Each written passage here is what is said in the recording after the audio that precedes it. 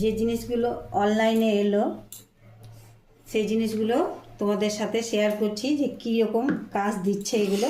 তো আমি ভেবেছিলাম না, বলেছিলাম যে বোতলটা হবে কি না কি জানি, ব্রাশটা ছোট হয়ে যাবে, কিন্তু এই দেখো ছোট হবে না, ঠিক আছে। ঢাকনাটা খুললে হয়ে যাবে।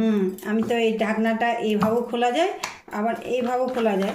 তো এইভাবে খুললে এই যে এতটা আসছে, মানে হবে, পরিষ্কার করা হবে, কিন্তু আর 2 আঙুল উঁচু থাকলে বেশি ভালো হতো, কিন্তু অসুবিধা নেই। আর যেটা তোমাদেরকে দেখিয়েছিলাম কড়াই মাজারটা তো কোনো ব্যাপার না, ওটা তো সবাই জানো কীভাবে কড়াই মাজতে হয় ওটা দিয়ে। আর যেটা বলছিলাম যে এটা দিয়ে প্রেসার কুকারের যে এই যে সাইডে যে নোংরাগুলো থাকে একদম এইভাবে ঘষে দিলে প্রেসার কুকারের নোংরাগুলো বেরিয়ে যাবে।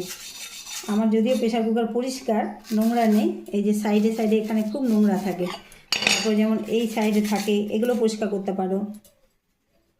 তারপর বলেছিলাম যে গ্যাস ওভেনে যদি নোংরা থাকে, এই যে সাইডে সাইডে দেখবে গ্যাস ওভেনে প্রচুর নোংরা বসে যায়, এইগুলোকে এইভাবে পরিষ্কার করা যাবে। তারপরে এই যে নাটগুলো আছে, নাটের মধ্যে নোংরা লেগে থাকে, ঢুকে থাকে, এই দেখো নোংরাগুলো উঠে যাচ্ছে, এই নোংরাগুলো উঠে যাচ্ছে।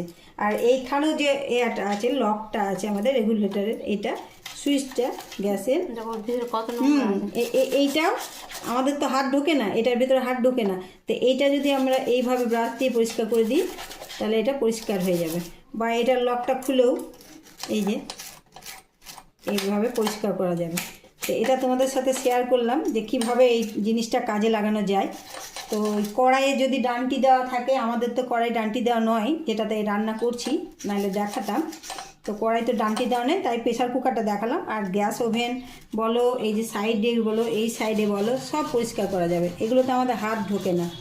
তো এটা ভীষণ কাজেরই জিনিস, তো সেই জন্য তোমাদের সাথে শেয়ার করলাম।